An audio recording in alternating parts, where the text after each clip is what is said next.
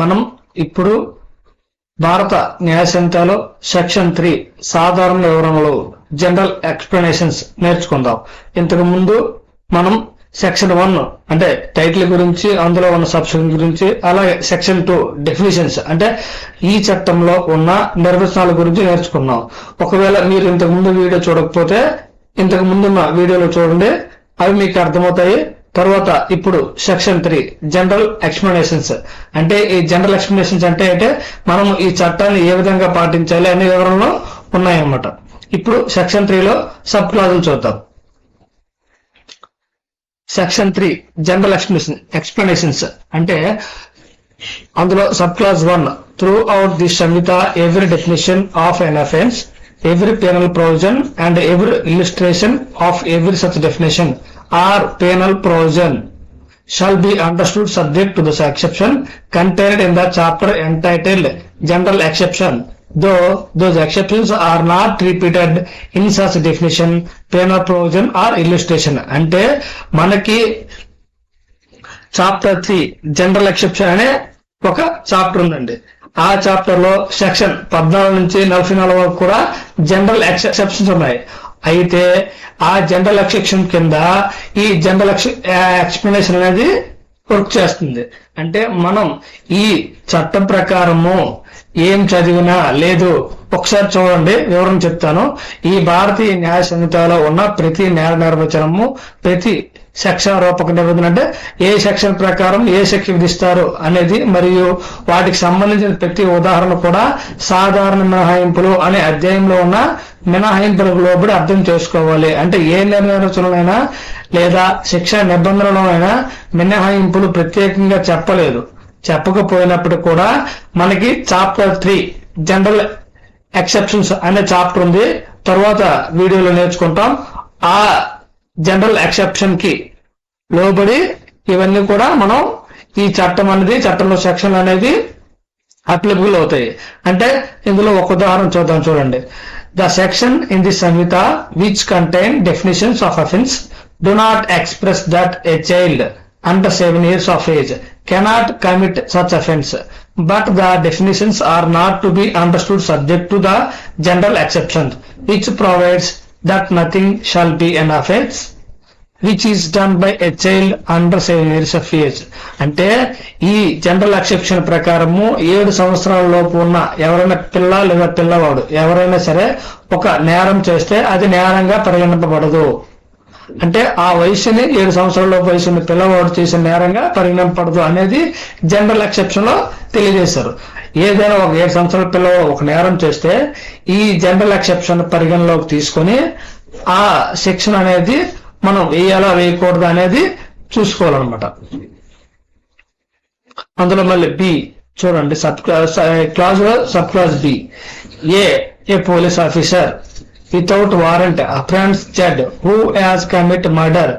Here A is not guilty of the offence of wrongful confinement, for he was bound by law to apprehend Chad, and therefore the case falls within the general exceptions. అంటే ఇక్కడ చూడండి, which provides that nothing is an offence which is done by a person who is bound by law to do it. అంటే ఇక్కడ ఏంటి, ఏ అనే ఒక police officer Z ఒక హత్య చేస్తే అతన్ని చట్ట ప్రకారము కూడా నిర్బంధంలో తీసుకున్నారు. అంటే జడ్ నేరం చేశారు కాబట్టి జడ్ను ఒక పోలీస్ ఆఫీసర్, ఏ అనే పోలీస్ ఆఫీసర్ నిర్బంధంలో తీసుకున్నారు. అంటే ఏంటి, పోలీస్ ఆఫీసర్ కి బాధ్యత ఉంది, చేయాల్సిన బాధ్యత. కాబట్టి ఆయన నిర్బంధంలో తీసుకున్నా కూడా అది నేరం కాదు.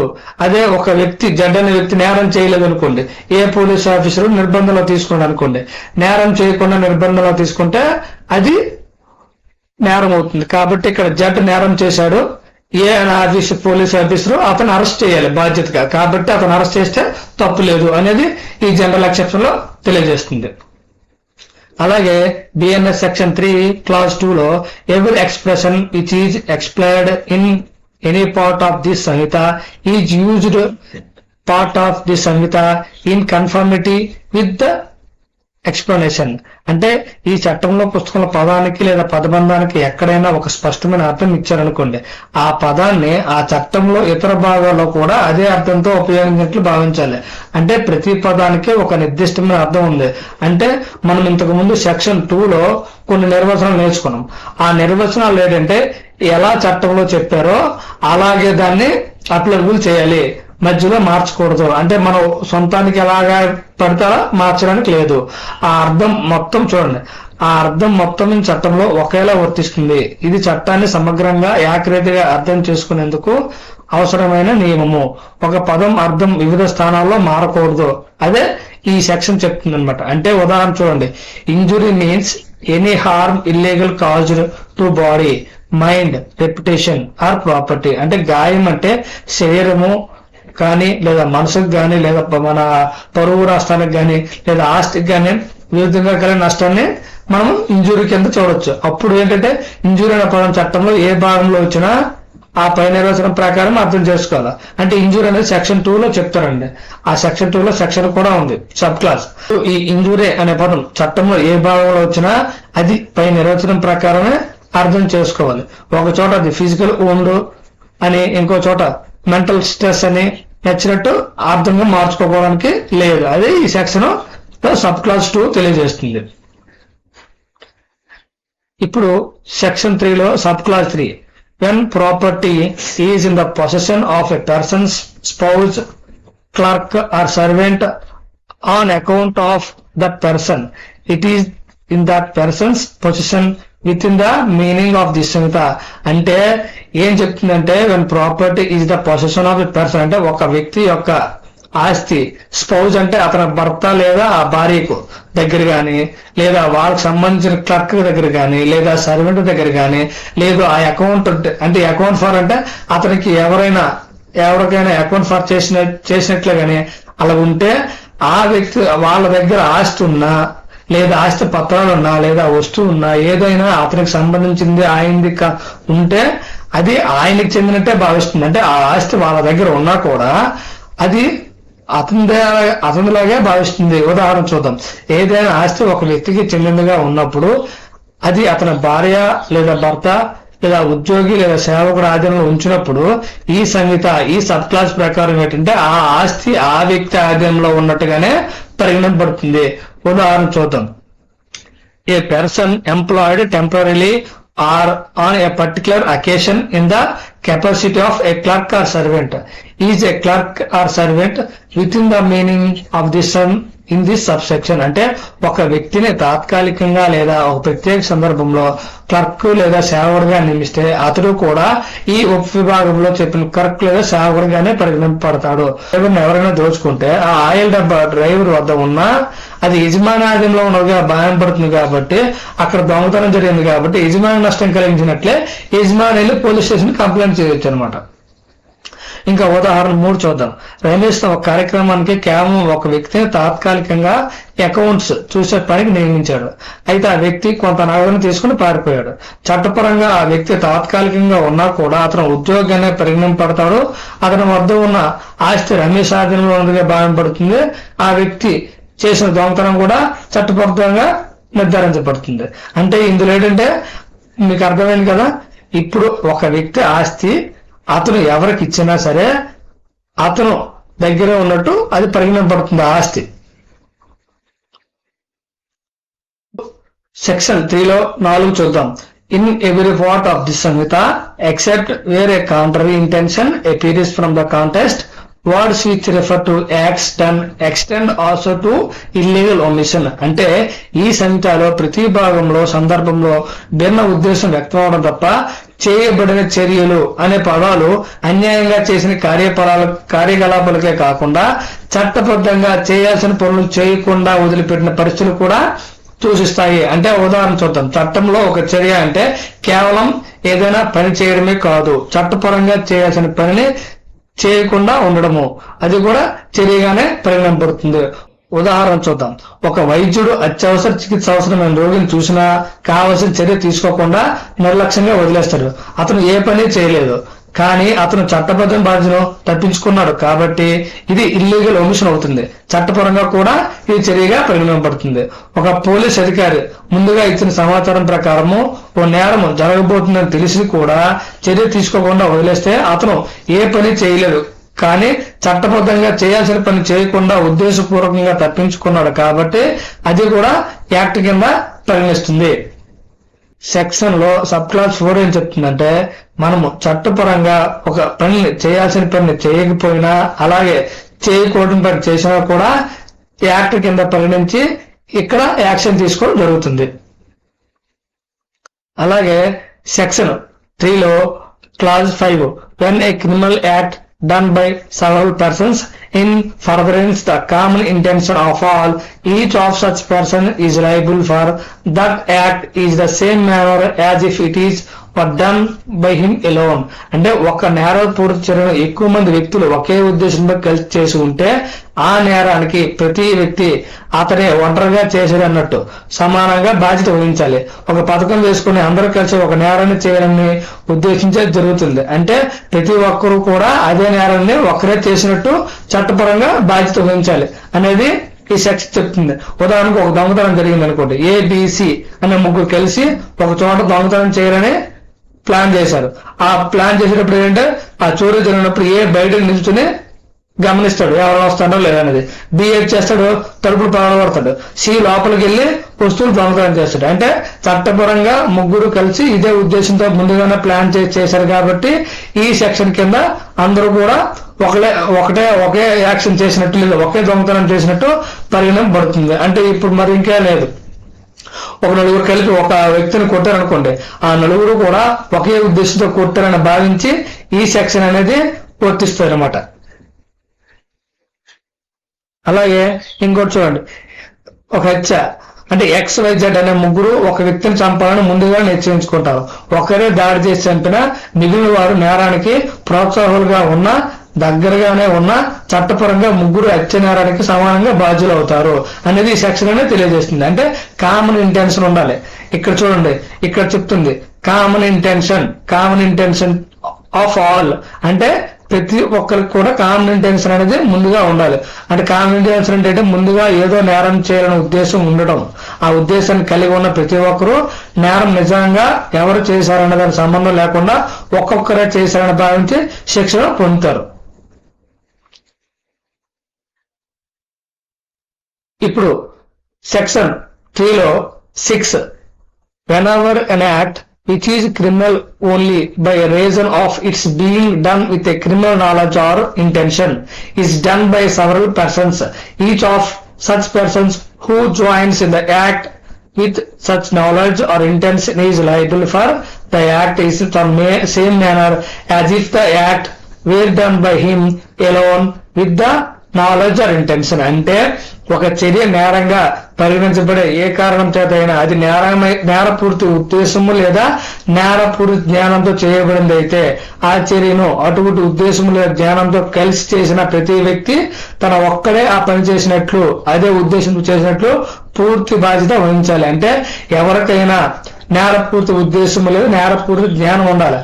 అంటే క్రిమినల్ నాలెడ్జ్ ఉందనుకోండి, ఆ నాలెడ్జ్ తో ఎవరైనా ఒక వ్యక్తి లేదా కొంతమంది వ్యక్తులు కలిసి ఒక నేరం చేశారనుకోండి, అందరూ కలిపి నేరం చేసినా లేదు అందరూ ఆ గ్రూప్ లో ఒకలా నేరం చేసినా అందరికి కూడా ఆ నాలెడ్జ్ లేదా ఆ నేరపూర్తి ఉద్దేశం ఉంది కాబట్టి ఈ సెక్షన్ ప్రకారము వాళ్ళు లైబుల్ అవుతారనమాట.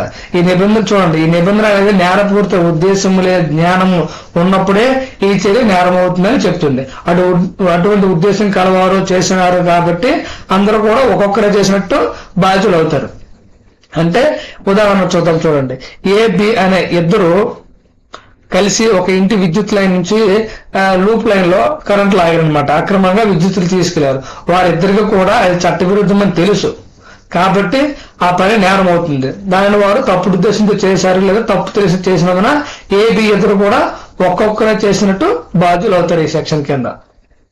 అలాగే section 3లో clause 7 whenever the causing of a certain effect or an attempt to causing that effect by an act or by an omission is the offense, it is to be understood that the causing of that effect partly by an act and partly by an omission is the same offence. అంటే మనము ఇంతకు ముందు ఈ section లో class 4 లో చూసాం.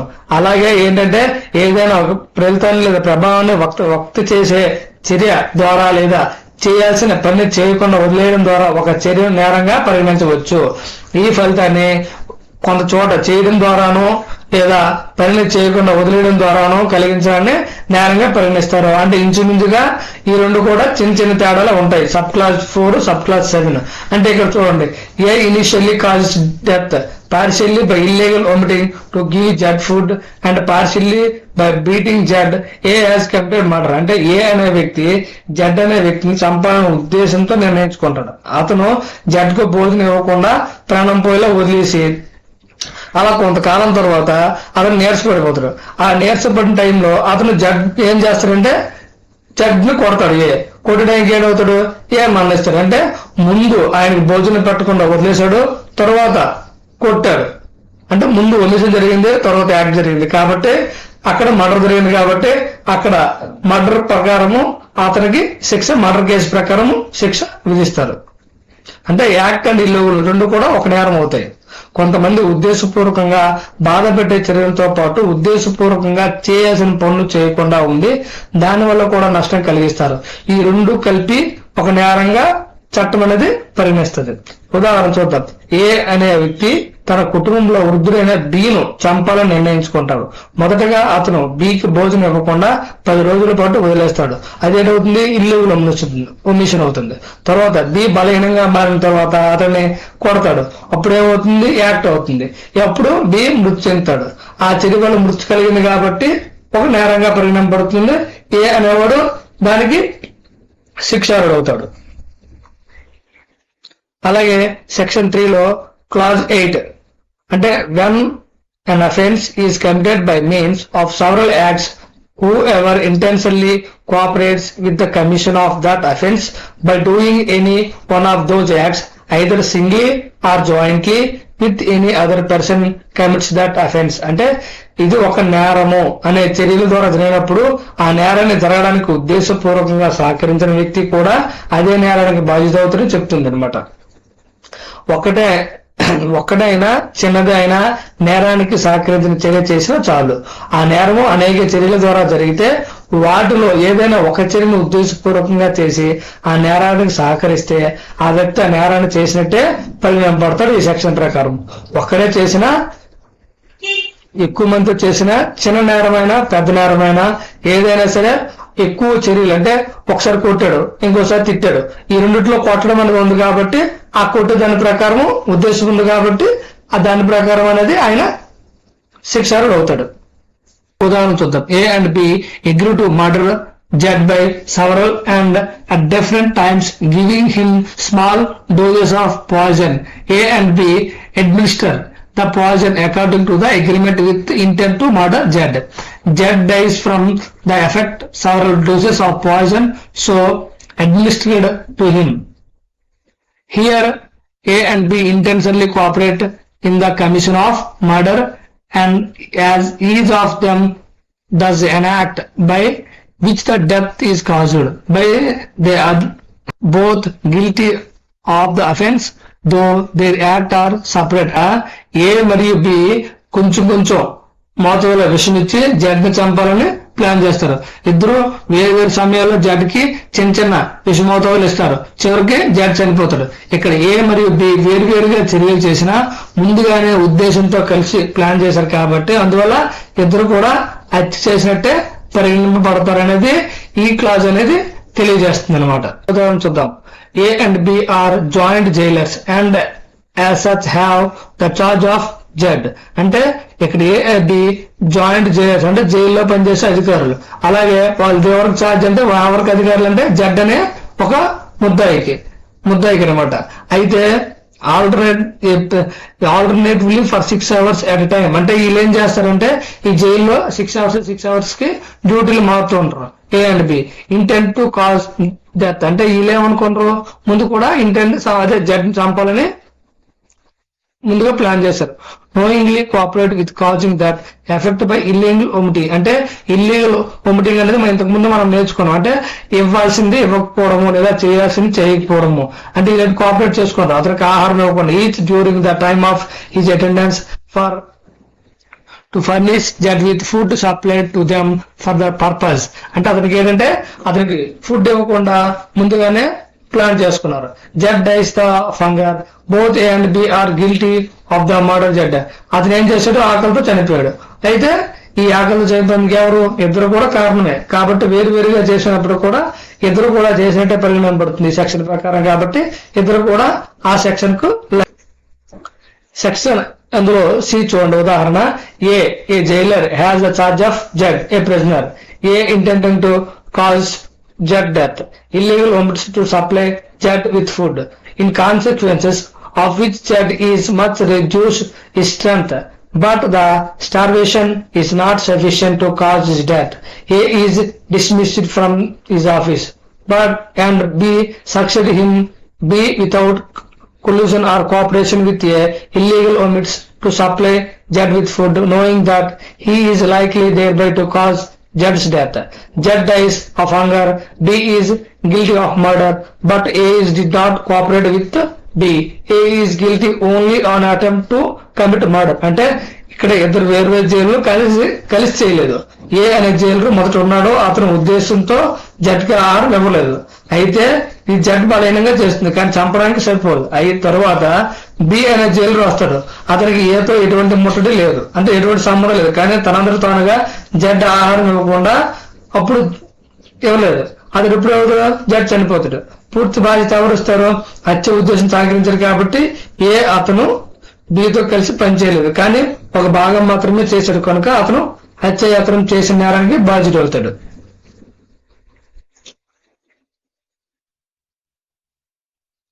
అలాగే section 3లో 9 where several persons are engaged or concerned in the commission of criminal act, they may be guilty of different offence may by means that act. అలాగే సెక్షన్ 3లో 9 where several persons are engaged or concerned in the commission of a criminal act, they may be guilty of different offences by means of the act. అంటే ఇది ఒకే నేరపూరిత సంఘటనలో పాల్గొన్నారు తప్పనిసరిగా ఒకే నేరానికి బాధ్యులు car అనే విషయాన్ని స్పష్టంగా చెప్తుంది. అంటే ఏంటంటే ఒక వ్యక్తి ఉద్దేశం పరిస్థితుల ఆధారంగా వేరువేరు నేరాలకు బాధ్యులు కావచ్చు. అంటే where several persons are engaged or concerned in the commission of criminal acts, they may be guilt different offences by means of the act. అంటే ఉదాహరణ చూద్దాం. A attacks Z under such circumstances of grave provocation that is killing of Jed would be only culpable homicide, not amounted to murder. B having ill will toward Jed and intending to kill him, and not having been subject to the provocation assisted A in killing Jed. Here, though A and B are both engaged in causing Jed's death, B is guilty of murder and A is guilty only culpable homicide. అంటే ఇక్కడ తెలుగులో చూద్దాం. A Z అనే వ్యక్తిపై దాడి చేస్తాడు, అతడికి తీవ్ర ఉద్రేకము లేదా సడన్ ప్రొవకేషన్ లేదా గ్రేవ్ ప్రొవకేషన్ వస్తుంది. అయితే జడ్ ఏదో తీవ్రంగా కించపరిచినట్టు ఉద్రేకంతో ఏ వెంటనే జడ్ పై ప్రతీకారం తీసుకున్నట్లు, అందువల్ల ఏ చేసింది హత్య కాదు కానీ నిందని కల్పుల్ హోమ్సైడ్ అవుతుందంట. అప్పుడు బి దీన్ని చూసి కావాలనే పూర్వ విరోధం, అంటే బికి జడ్కి అంతకుముందు విరోధం ఉంది కాబట్టి అతను హత్య చేయ ఉద్దేశంతో ఏకి సహాయం చేస్తాడు. కానీ బికి ఎటువంటి ఉద్రేకం లేదు కానీ దీనికి జడ్ పై ద్వేషం ఉంది, కావాలని చంపాలనుకున్నాడు. అంటే an act many kinds different offences. అంటే ఒకే చర్యలో పాల్గొన్న ప్రతి ఒక్కరి ఉద్దేశం ప్రేరణ పరిస్థానంగా వేరువేరు నేరాలకు బాధ్యత వహించాలి. మరణం జరుగుతుంది అనుమానం ఉంటే కల్పబుల్ హోమ్సైడ్, మరణం తప్పకుండా జరుగుతుందని తెలిసి చేస్తే అది మర్డర్ అవుతుంది అనమాట. అంటే ఇక్కడ ఏంటంటే ఏ బి ఇద్దరు ఉన్నారు. అయితే ఏ అనే వ్యక్తి జడ్ అనే వ్యక్తిని